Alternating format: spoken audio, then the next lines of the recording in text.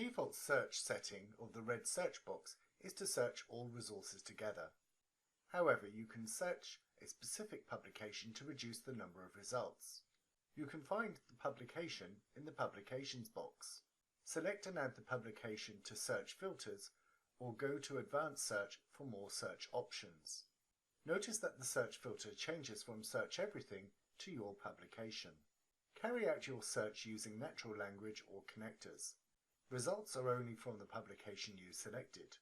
You can reset the search criteria to Search Everything by clicking on the homepage icon in the top left hand of the screen. Another way to set the filter is to type the publication name in the search box and click on its title.